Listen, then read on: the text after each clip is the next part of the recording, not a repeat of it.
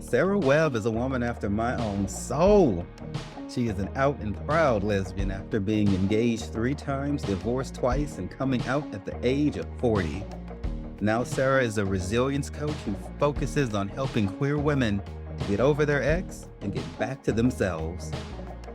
As a lesbian, heartbreak started early with just abandoning myself and not being true to my authenticity because I was afraid. I was raised in the Baptist church. I was there every single Sunday, twice on Sundays. I was in school there. I was in the youth group, and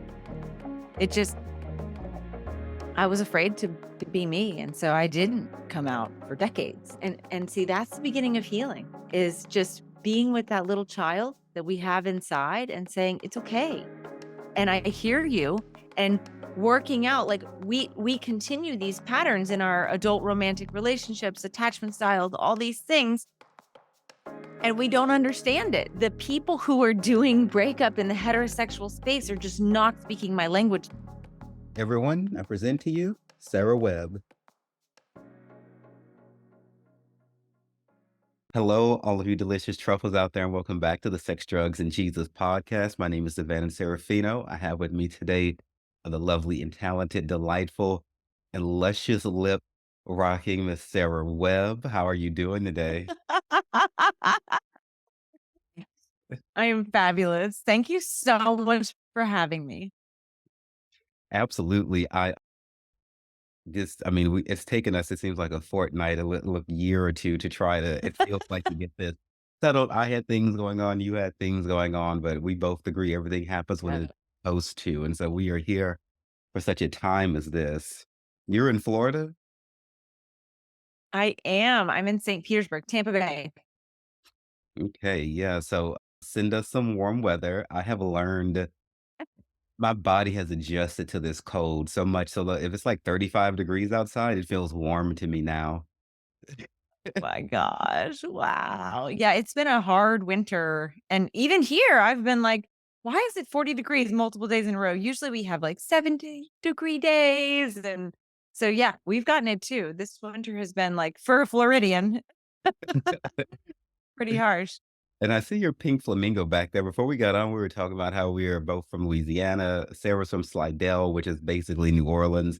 I'm from Baton Rouge. In Baton Rouge, we have Spanish Town, which is what's happening. It's a part of Baton Rouge, but it's also a big Mardi Gras thing. So, like, we have the Spanish Town Ball, Spanish Town Parade, and the pink flamingo is the mascot. So, in the Spanish Town district, which is near downtown Baton Rouge, you'll see people with all these pink flamingos in their yard. On the day of the parade, everyone has on like pink this, pink that, flamingo hats, flamingo shirts, pink to everything's like that. So is that pink flamingo kind of like reminiscent of Baton Rouge, or is flamingo a Florida thing too? Yeah. It's Florida. Yeah, that little guy. I don't know. I think I bought him or her them for my daughter at the airport one day.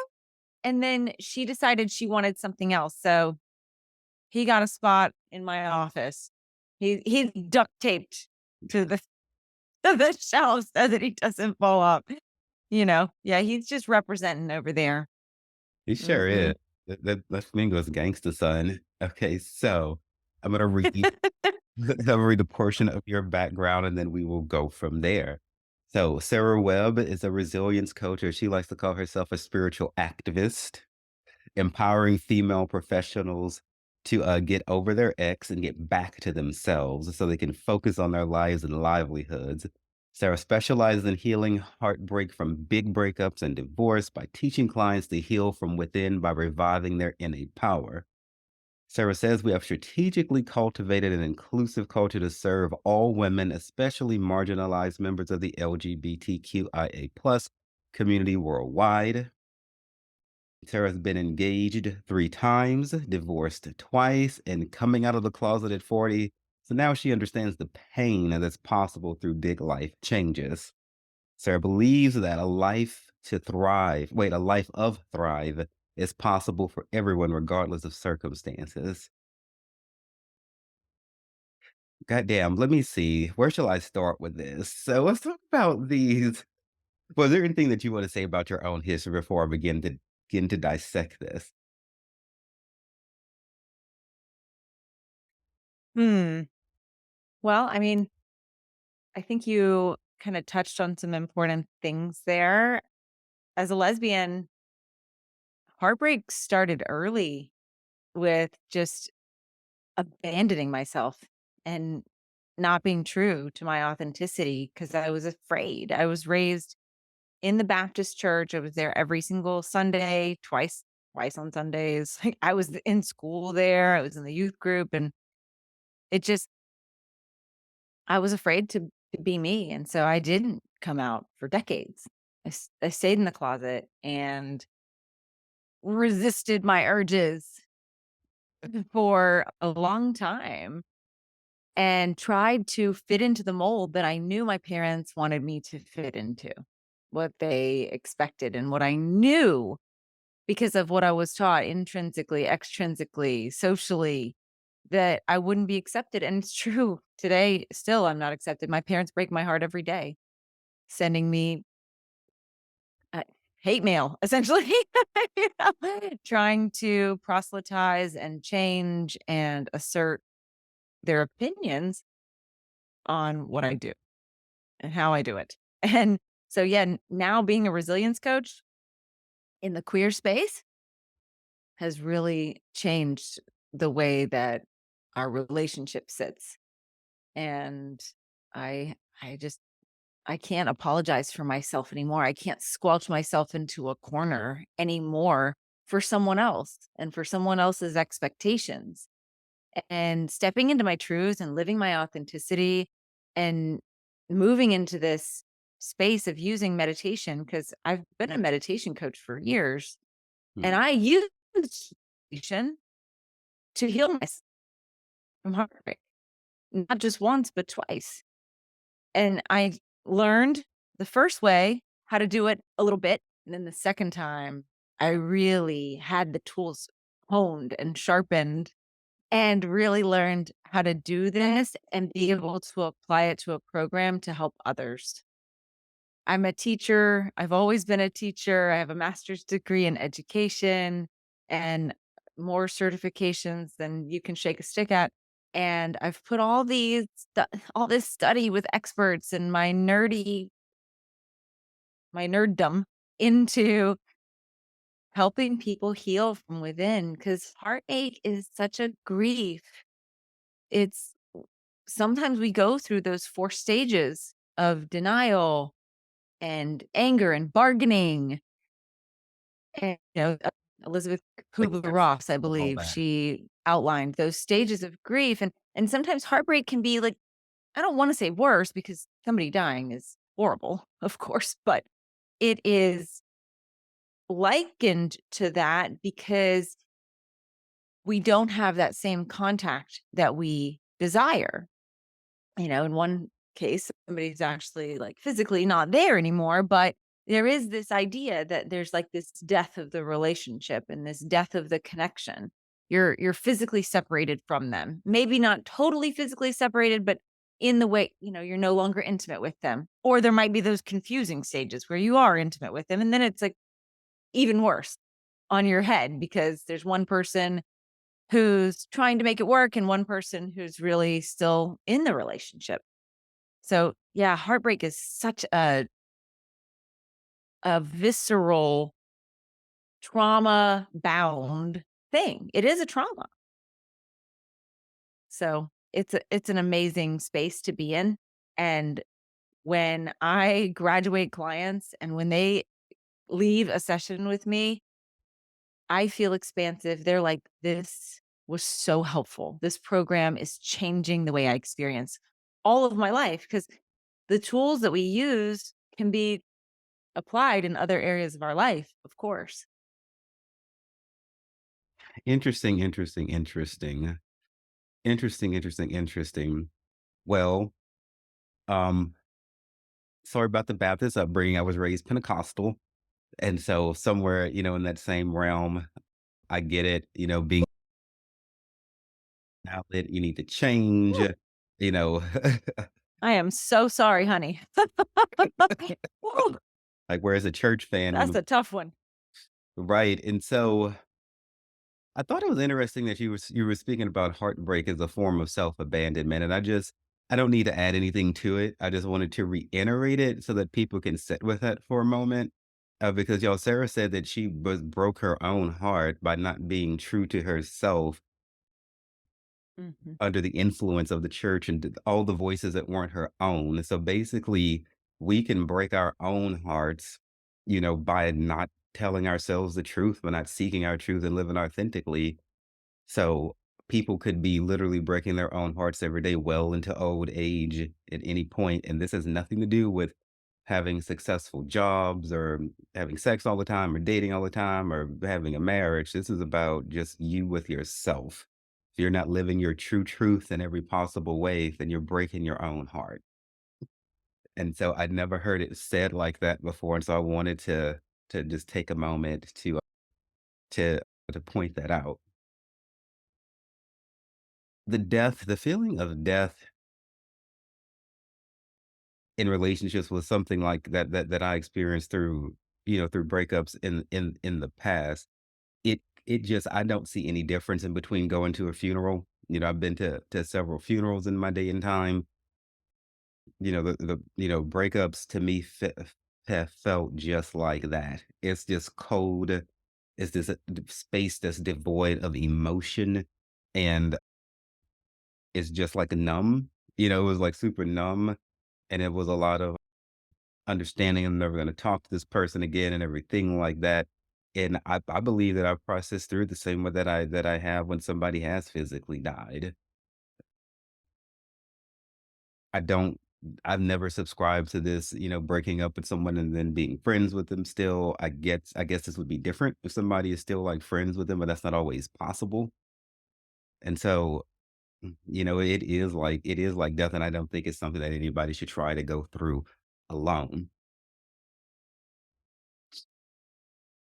The other thing I was gonna comment on, you had said, I do wanna uh, circle back to that, Devana, and if you're open. yeah, of course.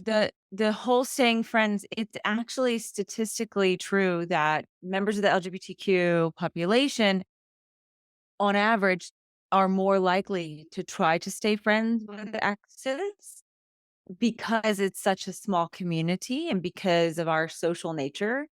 We're gonna run into one another and we're gonna cross paths, and same is true for LGBTQIA plus members of our community who have separations from their parents. They are so motivated to repair and to be gentle and be kind, even when there's situations like mine and way worse, I'm sure, where there's an overt rejection. And a lot of that has to do with the heartbreak too. This has to do with our physiological beings as Homo sapiens. This is our social animal that's speaking. Millennia ago, even hundreds of years ago, centuries ago, when we were in a tribe or in city walls, if you are ostracized, if you're kicked out, that's certain death. You have no access to food, no access to water, no way trade. It's this idea that I am no longer part of. I'm not allowed. And they would banish people outside the city walls or outside the tribe in rare circumstances. But this is activating some of those same survival mechanisms in our brain. And we go into severe fight or flight. I mean, like, we feel like we're being dismembered, and they've actually mapped that in the brain neurologically, that some of the same activation systems are like literal pain in the body, and that this idea of this person no longer, it causes whether it's death, whether it's heartbreak, romantic or otherwise, it causes this motivation. We're very motivated. This is Dr. Andrew Huberman's synthesis work. He does that podcast, hubermanlab.com, and he like combines meta studies, puts together like studies from various not industries, but from psychology and biology and different lines of thinking, phases of literature, and just summarizes them to talk about like how these things are actually similar and what happens in the brain. There's also this almost addictive. It's activating some of the same chemicals in the brain as somebody who's going through withdrawals.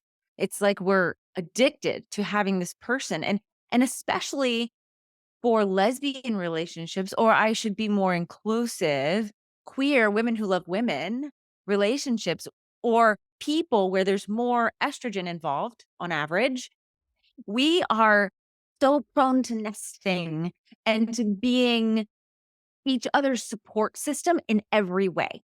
We are constantly in touch. When I looked for resources on how to heal breakups, the people who are doing breakup in the heterosexual space are just not speaking my language. That's not how it is. You can't. I remember like Jordana Michelle saying that this one lady went on 200 dates. She just got on Tinder and all these different apps. She went on like 200 dates. You can't, I don't know 200 lesbian. There's no way and they're all coupled up. Like there's no way for me to do that. It doesn't apply. It's just different.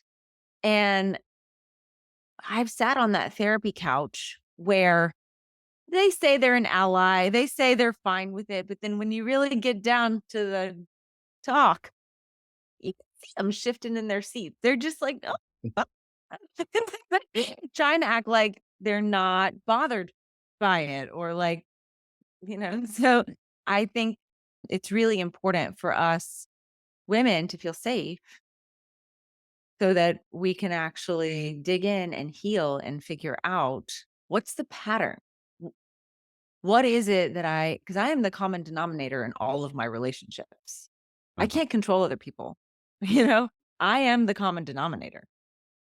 So, yeah, if I wanna be friends with people, then great, I need to work on my own stuff, and that's where the healing comes in. Here's the healing, man. When you got divorced or from ever your last breakup, do you remember about how long it took you to feel like, okay, I'm whole again, I'm ready again, I'm good again? Yeah, it comes and goes. I felt like I was ready after about 6 months. And so then I went on this, like, speed dating thing, and I left early. I was like, "I am not ready." You know? Even though that was very non-committal, I wasn't swiping, I wasn't, like, making any dating profiles. It was a clear signal that I still had work to do. And, I have been more open to, like, calling in the one. I bought the book, and things seem to be shifting in that arena, but I'm just in flow, and I'm not trying to force it or change it. So, I'm listening and going within and very open to what the universe might bring to me. How long ago has it been since your last breakup, and are you with someone now? So, well, that's that's a probably kind of. It's a situationship for sure, and, you know, we shall see, but yeah, it's such a process, healing. We all have trauma, big T trauma, little T trauma, whatever you wanna call it.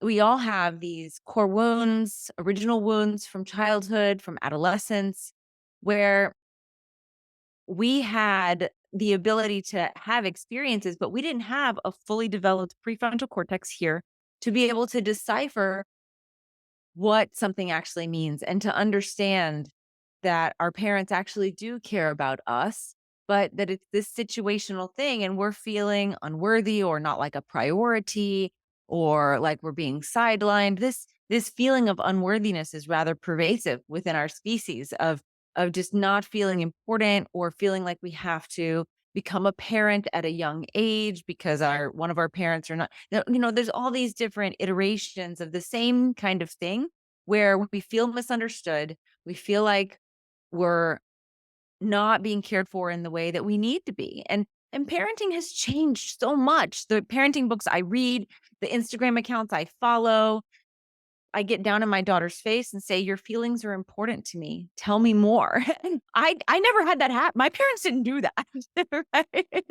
And Yeah. this is healing generational trauma. It starts with us, and we can only do that for our children once we've actually listened to our own inner child and said, "What do you need? How can I serve you?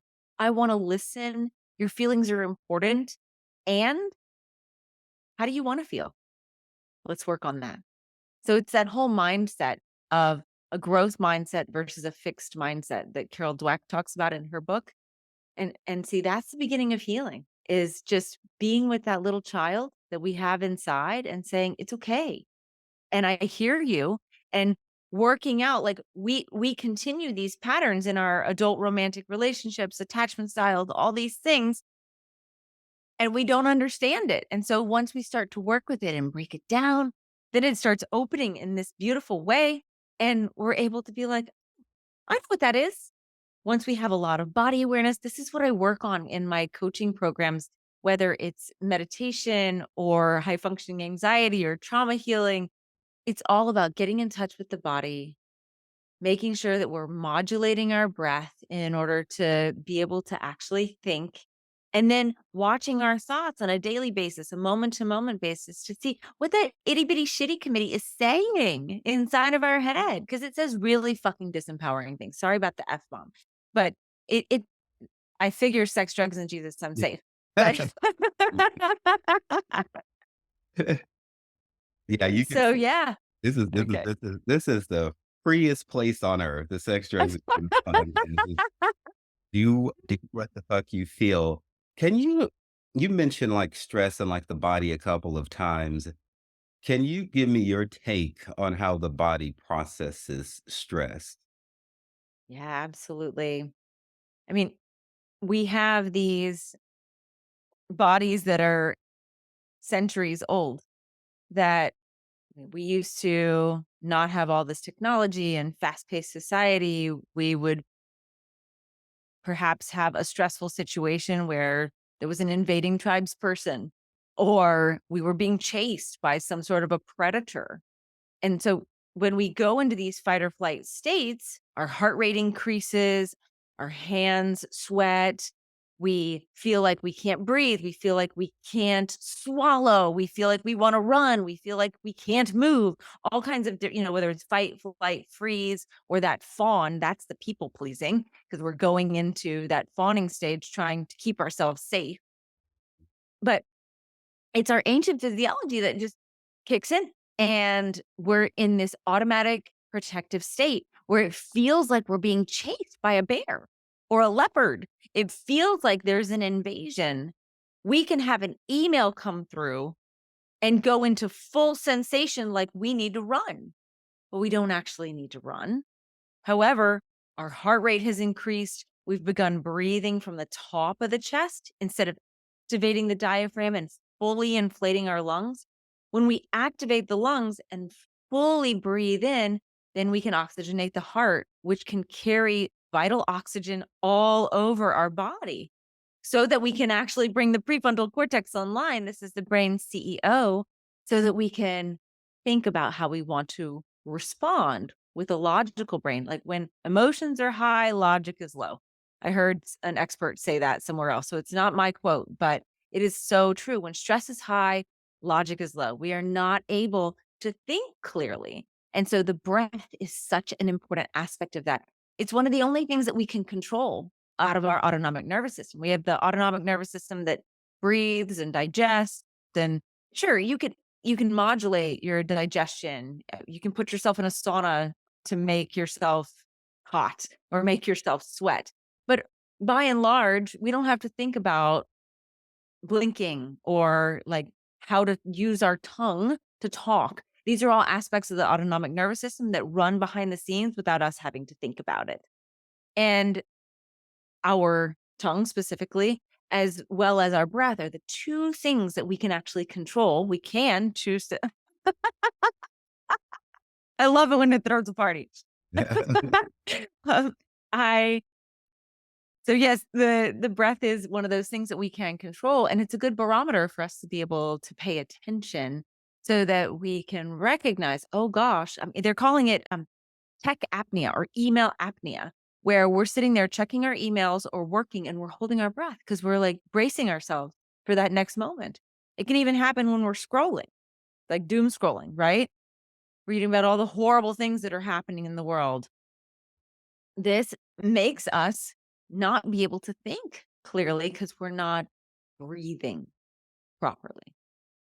So, to me, the way to modulate stress, control stress, is to be in touch with and aware of and control our breath.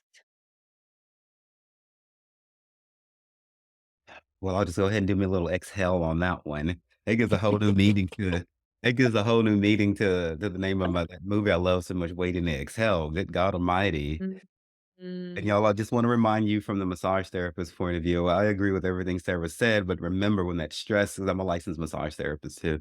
When that, like you, I hold about a million different licenses. And so just remember that stress can get bottled up in you like that, and you're training your brain and for that stress with the doom scrolling and the emails, you're teaching yourself how to be.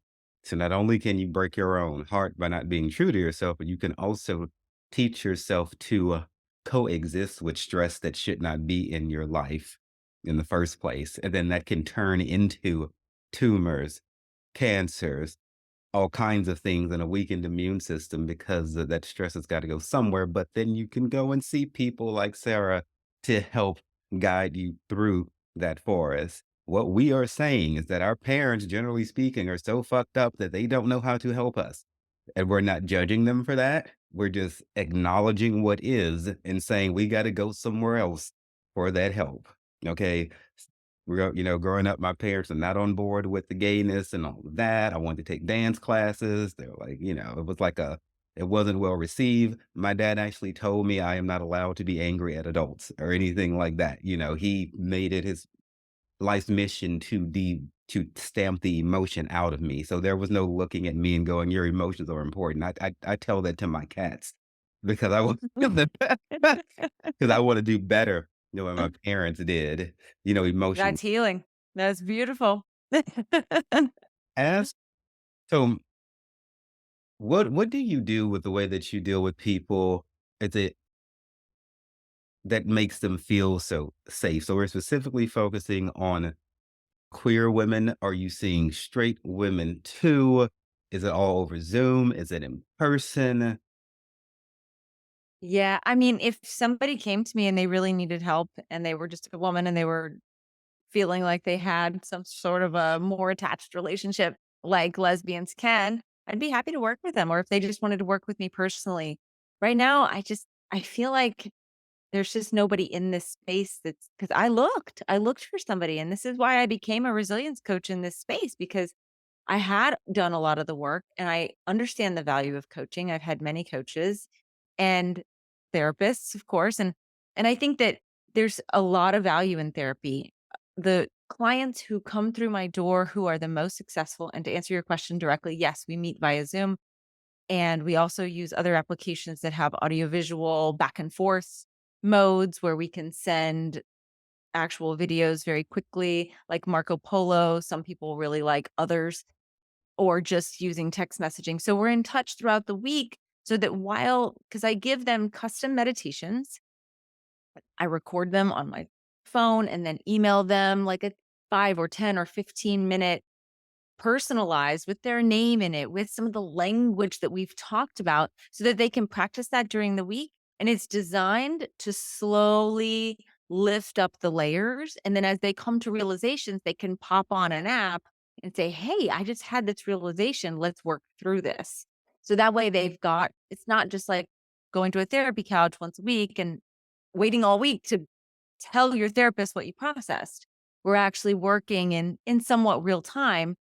I'm feeding them journal entries or giving them additional breath works or tweaking their understanding of the methodologies that I've offered because everything is custom tooled according to what they need, their health risks, the areas of the body that are actually being called into question. Because that's what we do. We're really like rooting into, and I'm releasing a book called Queer Hearts Break Harder.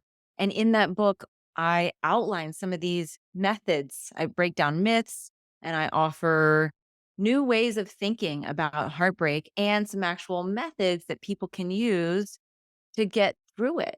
So, custom meditations that I've intuited, I should say, for that specific purpose, and other tools of embodiment and things like that, just washing the mind. Some of the things that we've talked about here, this is how we heal. We listen to this body that we have. We are human beings, but really we're spirit having a physical experience is what I believe. And that may resonate with people, it may not, but I believe that the body is the key. If we're always distracted in this 3D world, deny, distract, dissociate, look at this, buy this, go with this person. But I'm at that intersection of science and spirituality. I believe that the quantum field exists within us and that that's where you find all knowledge, all creativity. It's that state of consciousness. And that's you reach that through meditation by going within, turning off all the sensory holes that we have and listening. And we do that first just by acknowledging the feelings that we're having. It's like I'm all about positivity, but that's because I've done the work. That's because I've felt the feelings and I've cried the tears and I've processed. So to really, for example, I had a call earlier today with someone who I just said, you're doing all the right things. She just started therapy. I'm like, once you've really been able to voice what you're going through, call me and then we'll work on it. Cause I think there needs to be some groundwork laid of just being to a place of awareness. And then we add in these really powerful meditative techniques to go even deeper. I love how well curated and personalized and white glove your approach is. I have looked into or researched or found out about certain people in like the spiritual healing space that do like pre-recorded messages and they send them those same messages to the same people. And I always thought that that was bullshit. And so I'm happy to see that you're taking the time to actually record and speak something directly to that person rather than trying to capitalize on financial gains by having a preset of pre-recorded things that you send to the same people. So I think that that's a nice touch, and I've not seen that before. I Yo, think in it's the only way to do it. I mean, every heartbreak is different, every person is different, and eventually I'm not gonna have the ability to meet clients one-on-one. I'll have to offer, like, group sessions as well and just have a few one-on-one coaching slots, but for right now, this has been really freeing, and people are sending other people to me. They are recommending their friends because 'cause they're like, "Hey, this is a ubiquitous problem, no matter your gender or sexual preference, it's gonna happen in some way." And I know that part of my own healing work is to eventually move into that heartbreak healing from parental rejection. Mhm. So, Yeah. and congratulations on the new book coming out. I love the title Thank of you. it. Do let me know because we'll have to have you back on to talk about that. I'll send you a copy. You bet. Thank you, baby cakes. Now let's see. I wanted to, Sarah mentioned like having like realizations, and then her clients will inform her when they've had like a breakthrough, an epiphany, a realization. I'm not trying to insult anybody's intelligence, but I want to be sure that you understand what we're talking about because sometimes those epiphanies, those light bulb moments, those aha moments can slip right through our minds and we don't really understand that it's happened or latch on to it. And then, or we might understand that it's happening and then labor under the delusion that we can handle it by ourself. So having a realization, like say for me, I had to stop drinking all alcohol and everything. Very recently. Today is Same. today is Wednesday, February the 7th. So we're talking about within like the last month or so, and I had to do that. Oh, Congratulations, your woo, newfound freedom woo, from woo. alcohol. And I had to do that. Yes. Right, high five, because moving here to New York like 4 months ago, and all that it takes to become a New Yorker, which is Mm, an intense process, and yes. still trying to work through all the emotions of everything and everyone who I left behind in Louisiana, and it was quite a lot of people who I detached Ooh, from. It was too much of a barrage of emotions going on, and the alcohol was depressing me, and I've yep. heard that alcohol is a depressant, but this was the first time in my life that I could feel me going lower because of all of the Mm, burdens of everything that were on me, mm. and I was praying about it and everything, and I started having very beautiful dreams, sent to me from heaven about it, and when God flipped the switch, I lost the taste for alcohol, you know? Oh, So I just beautiful. don't want it anymore, and it's changed because I look at it now, like, when I'm flying first class as I do, or if I'm out somewhere, I went from cringing and thinking, "How can I not sit here and order alcohol? You know what? I'm gonna be the most powerful person there," not comparing myself to people, but That's I will now be in right. a position of power because I'm able to do what most people don't, which is to not drink, and I feel like it's a strength and not a weakness this time around. However, that thought came to me like, "You know what? Maybe this alcohol is not good for me." It was such like almost a fleeting kind of like in the back of my head realization. I didn't realize that that was the linchpin to me being able to turn everything around up here and get grounded. It was such a fleeting, barely there realization in the background. Woo! And that's why I wanted to really to take a moment to just, like, marinate with what you were saying about these realizations, 'cause they may not be something that just walks up and hits you in the face. It might be that still small voice Yeah. whispering to you, like, "Maybe it's time to let that go. Maybe it's time to do this. Maybe it's time to do that." Yes. Yes, absolutely. And that is what I wholeheartedly know, Devanan, is that human beings have, we say, 5 senses, but really we have 6 because we can talk to ourselves inside of our head.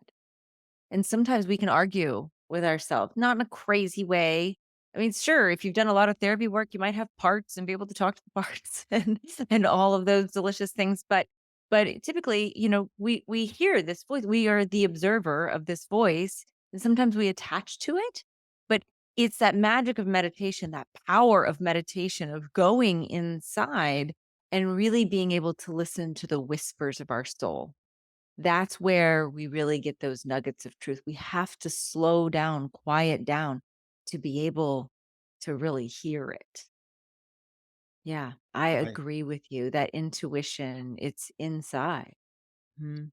And you were talking about how you don't drink alcohol anymore either. Do 4 you years. 4 years. Yeah. Why did you stop? Oh, I was using it to medicate and to stay in the closet. I mean, I came out, it was synonymous with me coming out. I feel so sorry for my baby daddy, my ex-husband. I was in denial. I didn't bamboozle him. I didn't trick him. I was tricking myself. I was abandoning myself. And when I got pregnant, I was sober for the first time in years. And I started realizing it was like I knew how much I drank, but all of a sudden when I was like, oh, I've got a baby inside of me, I would have this automatic thought at 5 o'clock, like, I'm gonna have oh, no, I'm not gonna have no, I don't want no, of course I don't want you know, and it was like having that thought every single day. I'm an intelligent person. How did I not realize I'm having a drink every day? And it was like, okay, I need to really look at this. And I had just hired a meditation coach to teach me a very specific meditation technique, transcendental meditation. You learn for several days. I've done like 4 different levels up. So it's been a big investment in my spiritual healing. And I love having someone. That's why I coach meditation and heartbreak healing in the way that I do, because I think that it's really valuable to have a sounding board, to have someone who really understands what might happen when we start unpeeling these layers of ourselves and really looking within. Because I didn't have anybody except for that meditation coach to really unpack some of these things that occur as we go within. And yeah, so I think it's so important to be able to tap in and listen and be able to, I call it this like folding within so that we can unfold into our most authentic self. And it's the daily folding within. All the studies about meditation say that like it's regular meditation. You can't just like be stressed and try to sit down and meditate. That's not going to work, right?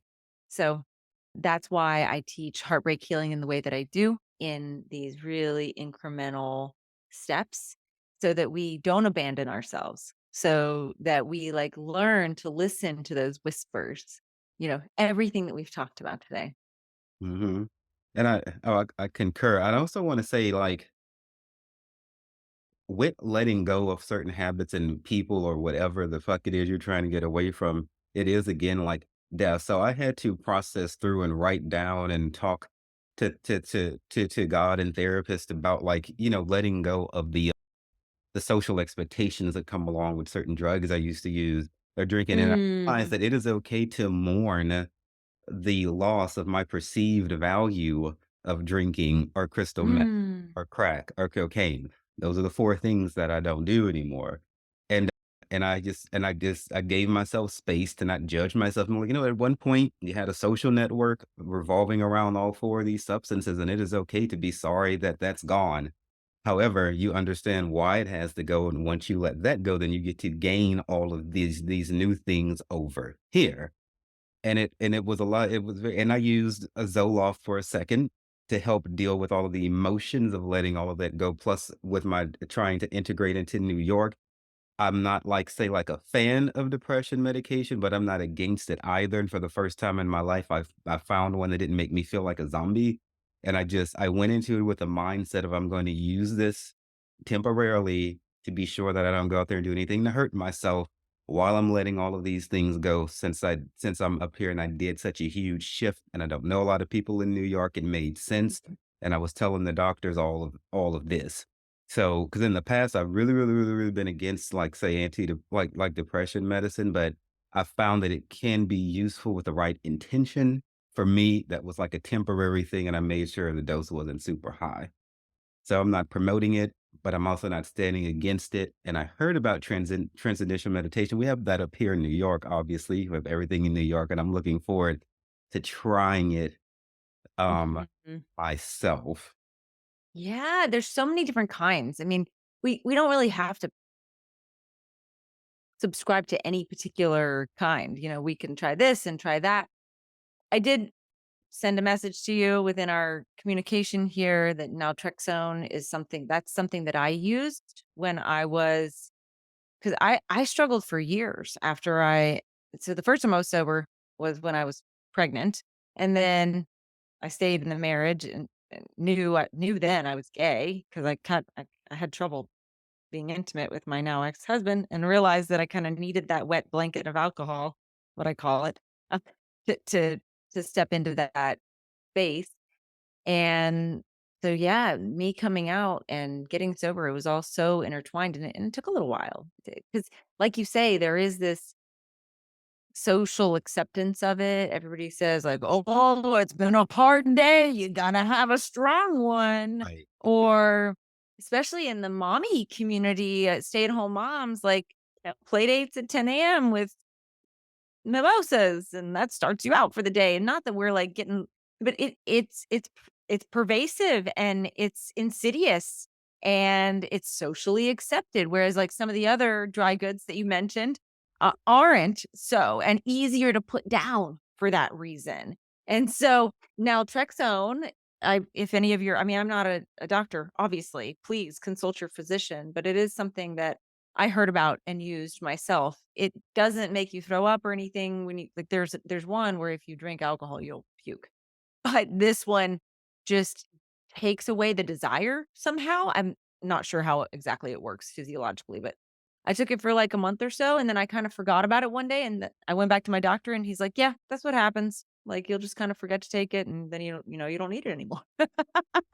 So, yeah, anybody that's struggling with that, like, there are fantastic resources whether it's your partner who's struggling with it, there's Al-Anon, you can obviously go to AA, NA, CA, there's SA, all kinds of different support systems out there for people who are going through it. I mean, this adds a whole nother layer, a whole nother wrinkle to the heartbreak situation. And it's not a space where I help or coach or can offer like I have my own personal experience, but I am not specialized in coaching someone through that kind of transition, whether it's them or their partner, abuse, all these things like the coaching I do is for people who are kinda like they're recognizing, "Listen, I've been in therapy, I'm recognizing some patterns, and I'm ready to work through this and move into a more enlightened space in my life so that I am in control, so that I'm not being controlled, so that I'm not just operating off of this programming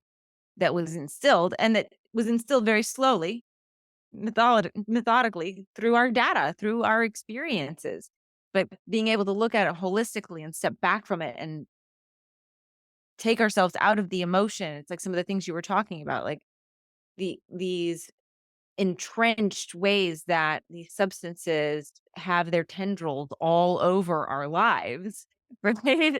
That we have to piece by piece just say, nope, this is not serving me, and begin to peel away these spidery fingers that are just not there for our best good, for our, talk about the highest and best good. This is not serving my highest and best good. This is not allowing me to contribute to the unfolding of the human collective consciousness so that we can become more evolved and really usher in this new era of healing and wholeness and peace and understanding and oneness and equanimity and equality. So important, for especially for us marginalized members of like women and members of the BIPOC community and members of the LGBTQIA plus community. Like this idea of accepting ourselves first so that we can accept others. I my parents are this is an ugly word, but they're bigots. I love them exactly as they are. And bigots don't accept themselves. They've got like, I don't want to know what it's like inside their head. I don't wanna know how they're beating themselves up, because if they're treating me that way, it must be really tough in there. So I have a ton of compassion for my parents, and that's by going within and doing the work. One of my very first teachers, also transcendental meditation, this is my dog-eared copy with all kinds of notes sticking out. One of my very first teachers was Louise Hay, "You can heal your life." I would put myself on retreat once I got every other weekend of my life. I would put myself on retreat and just do her book all weekend long, weekend after weekend, just repeating it. And she she coached me. Her book, she says, like, "This is like coaching with me. This is what we would do in sessions." And there's revenge exercises and resentment exercises and really powerful things that help us that sometimes I pull from. That's why it's sitting here on my desk. I used one last week. Sometimes something comes up with a client and I'm like, "Oh, that's a good one. Let me go find that book." You know? But I don't always use it because some people have worked through that and they really want their ex to be happy, but they just know that they're fixated on it and that it's hard for them to get over it. So then we work there. Yeah, Louise Hay, I had bought her book Mirror Work, years ago. So Louise Hay is a big name in like psychic clairvoyant, intuitive meditations circle. So, which brings me to my last question I had for you before we get ready to go over to our dad jokes. Sarah wrote a book called the Look Lush book, and her Mhm. website is sarahwebbsays.com. She's on YouTube, Facebook, Instagram, LinkedIn, all that will go in the showy notes, as it always does. This book is like a collection of poems, thoughts, sayings, from the mind of Sarah Webb. One stood out to me. It was about manifesting, and it's called Magic. I will read it if you don't mind. Mhm. And in this book, Sarah says, manifesting is the most beautiful form of self delusion. It is consciously choosing to accept only the reality of our creation.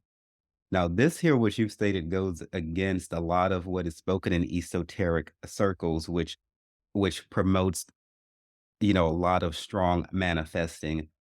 I I have a view that's kind of more in line with yours about manifesting. I would like you to explain this, and then I'm going to chime in because most people are very pro manifesting, and I'm kind of like not really all there with it. So, can you explain to us what you mean here?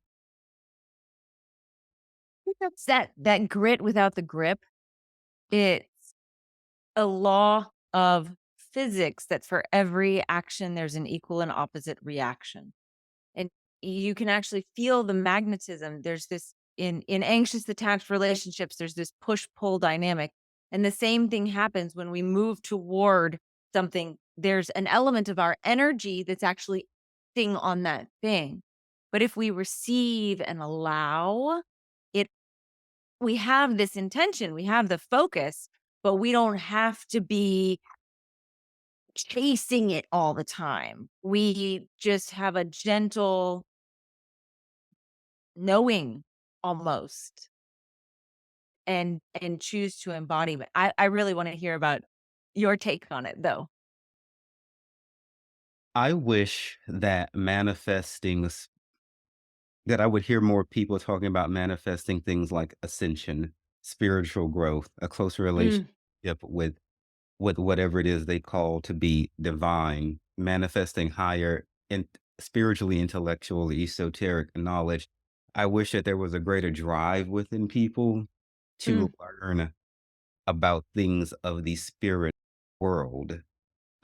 Instead, so much manifesting has to do with things. yes. A lot of spiritual coaches have Mm, created markets about teaching people how to manifest what they want. Those things are like relationships, children's trips, travel, money.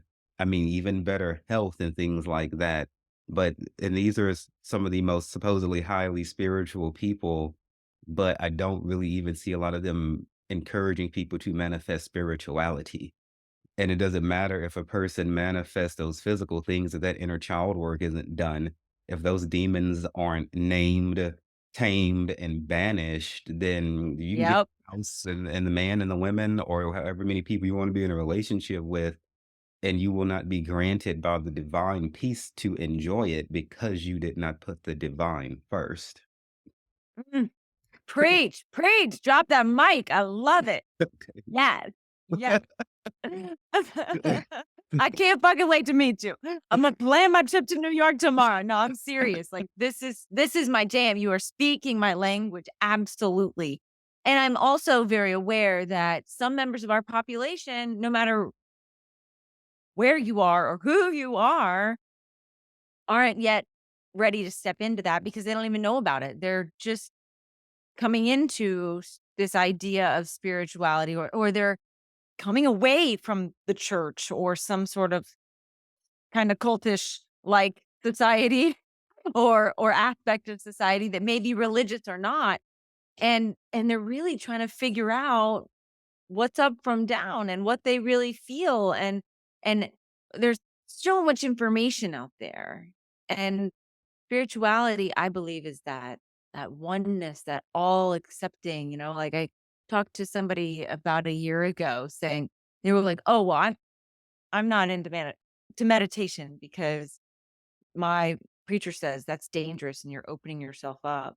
And that kind of fear that they don't want people to find themselves. Like, why can't we say both and? Yes, and let's just open arms and accept no matter what you believe, as long as you're being true to yourself and not hurting anyone else, go for it. Let's all band together and find our own sense of enlightenment. I love this goal of manifesting enlightenment. I mean, once I found out what it was, I was like, I want that. I don't know how I'm going to get it, but I want that. I know it. And will I achieve it in this lifetime? I have no idea. But it's that grit without the grip. Let me just see if I can, like, do everything I can to be the best person I possibly can be and to do the most good, because I think I'm here to really shake things up, and I'm ready for it. I'm ready to manifest this ripple of change all throughout humanity by going within. instead of looking for the answers outside. And I'm glad I'm not the only one doing it, but let's plan a retreat or a workshop, like, let's do it because this is my jam. Absolutely. Like, this is what people need to be talking about. This is the next wave. Manifest enlightenment. Boom. Yeah, I would love to plan something like that with you. Let's do it. Let's make it happen. Uh, Listen, to echo what you said, and I'll give you like the last word. You can say whatever you want. And so while I'm speaking today, I would like your last word to target specifically women who are not in willing to come to terms with the fact that they are queer. Because you Mm, mentioned having urges and things like that. Stifling urges is not really like it, it's really denial. Some circles call it a deliverance when you have an urge, but you're not acting on it. To me, a deliverance is when you don't want it anymore. That's when mm. but an urge is different. So I really want you to speak to that on your last word, particularly to women. And so I was just going to echo, in the Hebrew Bible, you know, Jesus, Jesus Christ tells us, and everyone knows, I believe in God, the Father, the Son, and the Holy Ghost in the most non-church way possible. I don't go to church, I don't promote Christianity, but I believe in the Trinity because the Trinity has Mm. not done anything wrong to me. So I don't throw the baby out with the bathwater. I've been through the religious trauma and being distanced from God and not talking to him because of what church people did. And I came back to him when I got some head on straight. So I am for the Trinity. I am not for churches or organized religion. And but so in the Hebrew Bible, Jesus is telling us that if we seek the kingdom, then anything in this, all the other things will be added to us, which gets to that point of manifesting enlightenment, manifesting spiritual growth. Focus on the divine, and you're going to get, those relationships and the money and all of those things. But the thing is, if you get those things without a spiritual foundation, then you're never going to get the spiritual foundation because you're not going to fucking want it because you're going to have all these physical things already. And so that is why I'm a big pusher for people going after the spiritual stuff first. Is baby, you don't have to worry about it. All the other stuff is gonna happen.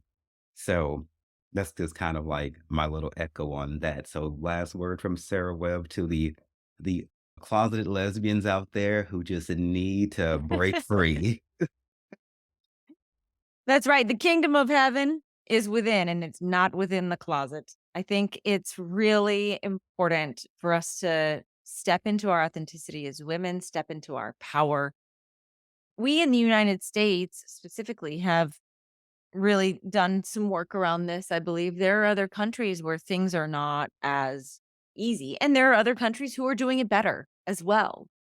But it's about that people pleasing. If we're modulating our personality, it's not for ourselves. It's for somebody else or a fear of what somebody else is going to think or do or say. And that getting down to the root of who we are and being honest so that we can feel comfortable in our skin, so that we can be around people and feel like we're being authentic. It's such a buzzword these days. Everybody's throwing it around, but there's not very many other ways to say it. You've got to get down to your roots. And that can be accomplished by going within and being really gentle and compassionate and honest with ourselves. Because that closet is a tough place to be. And I believe that things come along at the right place and the right time when we're ready to move through it. So if you're hearing this podcast, maybe it's time to look. And I know coaches who specifically work with lesbians. You just a quick Google search, coming out of the closet coach. They help with the transition and how to handle the emotional upheaval that is bound to occur when we let loved ones know. And we have a lot of expectations. Sometimes we think that one parent is going to be more understanding than the other, and then it's the opposite. Sometimes it's the friend or business partner that surprises us the most. Maybe they have an association with somebody in their past that has nothing to do with you. Yeah, I love the 4 agreements. Like, everything that everybody's doing really has nothing to do with you. And so working with a coach, reading vicariously, or I'm sorry, reading endlessly, not vicariously. That's not the right word, but reading voraciously. That's what it is. So reading voraciously, finding resources on the internet, podcasts. This is my advice. Go within to find out where you should go next. Because sometimes when we tap in, we can find that next breadcrumb. One step at a time, people. So let's switch into our dad jokes and then we'll close out the show. Today's dad joke from southernliving.com. I do these to lighten the mood after since we talk about such heavy topics on the sex, drugs, and Jesus I love it. podcast. And no pressure. If you take a stab at it, great, no big deal. Okay. That jokes are technically not meant to be answered. So when people do get them, though, it's like a really big deal. But so what do you call a cold puppy? Cold puppy. I don't know. A chili dog. Oh, I should have gotten that one. That was the low ball. Okay, hit me again. Yeah. I think up here in New York when it's like 20 degrees, I think it's just so warm down there. So no frame of reference. Why shouldn't pigs drive? Hmm, Why I don't should know. why shouldn't pigs be allowed to drive? Because they'll hog the road.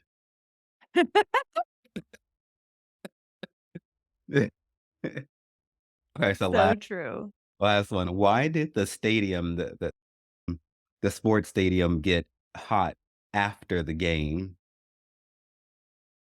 I don't know. Because all of the fans left.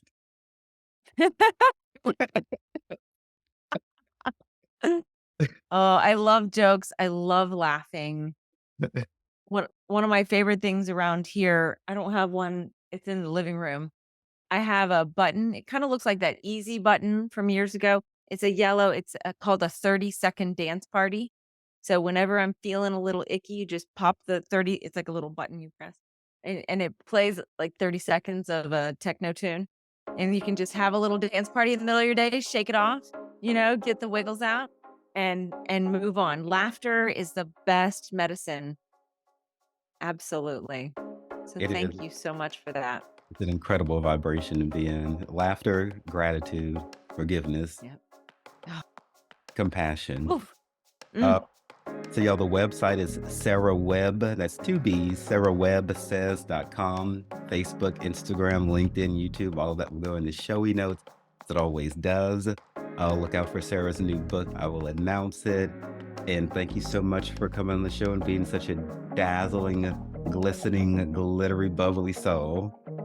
Thank you for the warm welcome. I had a fucking blast. Thank you so much. Thank you all so much for joining us today and for taking some time to invest into yourself and into the lives of your loved ones. Please visit us at sexdrugsandjesus.com and check out our resource page, our spiritual service offerings, my blog, my books, and other writings that God has partnered with me to create. Find us on any social media platform. Stay strong, my people, and just remember that everything is going to be all right.